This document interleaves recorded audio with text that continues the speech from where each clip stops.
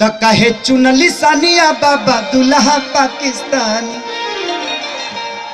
भगवान एगो भक्त भगवान से कहलस जाके भोले बाबा के दरबार में कि वो जानत ना रहनी कि इंडिया के है मान सम्मान है वो जिगिया जाके शादी करत रही। लेकिन चलिए सब होते रहेला, क्या करो, कबो जेल जाला आदमी, कबो कुछ हो जाला। अरे की के कर खाती कर भी भौजी, अरे अब की के पारा सही आया रब गईले ना, धसे जी पर के करा संग लाड़ा सही आया रब गईले ना। 1 2 1 2 3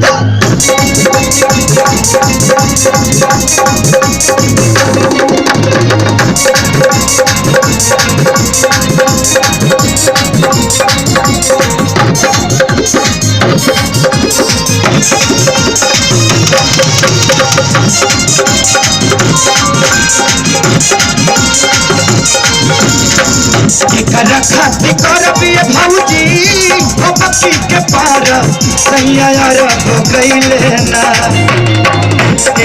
खाती कर भी भौजी बक्की के पार सही आया रब गईले ना।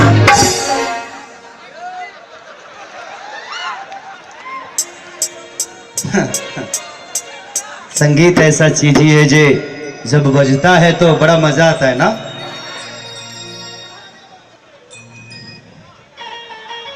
बता दे तेरे दिल में मेरी जगह है कि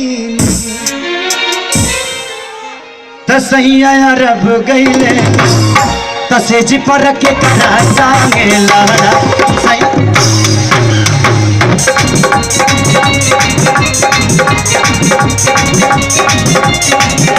तसे जी पर के करा सांगे लाड़ा सही आया रब गईले ना।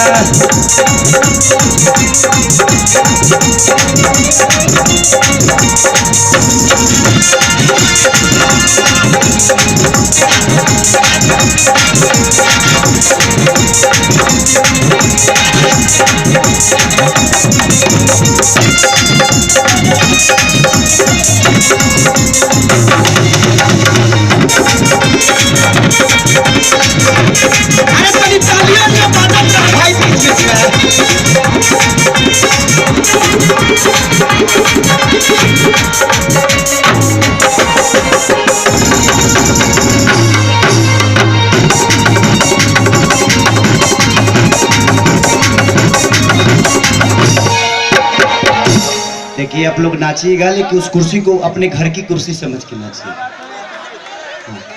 ऐसा ना हो जो कहीं समझ लो कि प्रोग्राम वाला टूटे दो नहीं। मैं चाहूंगा जो कोई भी कुर्सी के पास जो भी व्यक्ति है देख लीजिए। हेलो, डांसर चेंज कर दे, है ना? चलिए भाई, भाई मुबारक हो, बड़ी खुश हो जा रही है। हाँ समझ रही है कि अब वहां पे जाके कपड़ा चेंज कर लेना बेटा, टाइम नहीं, हम तुरंत लेकर आ रहे हैं एक्सचेंज करके आ रहे हैं। प्लीज जो भी भाई नाच रहे हैं एक दूसरे का ख्याल करके नाचिएगा ताकि एक दूसरे का नुकसान ना हो, ठीक है? कि हम नहीं जननी के बारे जहुआ वाला मम्मी से कह के हम रोक देती गवाना। I love you, I love you. अरे कि हम नहीं जाननी की बारे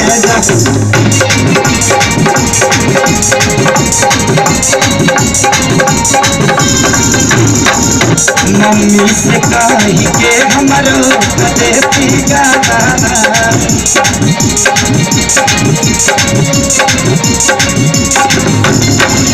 हम नहीं जाननी की बारे हुआ गाना मम्मी से कह के हमरो बेटी जवाना।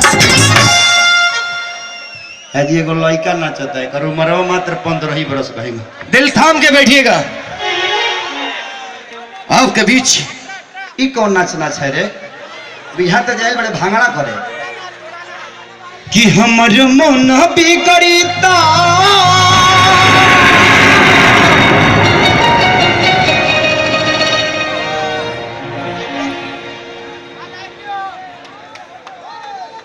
बाबू।